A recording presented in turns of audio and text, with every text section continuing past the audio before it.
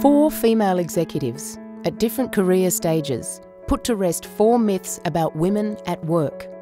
The things they say. Myth number 2, they say women can't negotiate. What nonsense, women can't negotiate. Women negotiate all the time.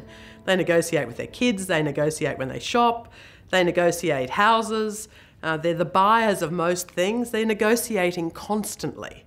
And I think that again is a piece of very nice stereotyping that somehow suggests that women can't do certain sorts of jobs. It may be that, again, the casting of the style of negotiation in workplaces is more win-lose than it is in real life. Because the reality is negotiating is about getting an outcome. It's not a win-lose.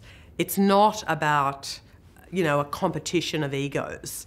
It's about how 2 people or 2 groups of people come to a conclusion. And there's lots of different ways of negotiating to get to an outcome. And I think women do it better in general than most, and I think they do it all the time. I think the idea that women can't negotiate is based on some pretty archaic views of women and femininity.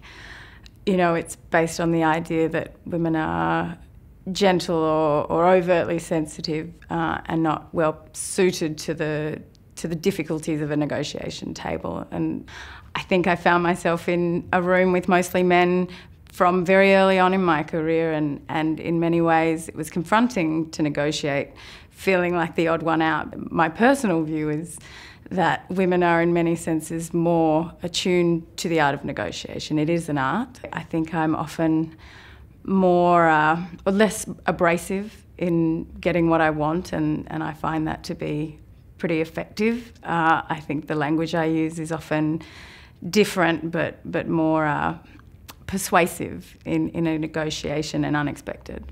Women don't typically negotiate in a way that you would expect a hard-ass negotiator to do. So that kind of hardball, it's my way or the highway negotiation, I don't think is a general female trait. But that isn't the only way to negotiate. I actually see women having really effective discussions with people who don't even realise they're being negotiated with, because it's such a more emotionally intelligent way of getting to a result. Particularly in facilitation of discussion in meetings, I generally find women are able to do it in a much more subtle way and not make people feel that they're being bowled over as they would by someone who's very, aggressive and non-budging and stubborn and so forth.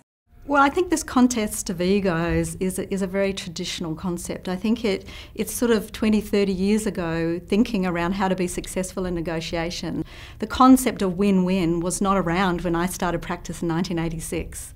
But by the time I'd finished being a lawyer in 2006, very much negotiation was focused on win-win.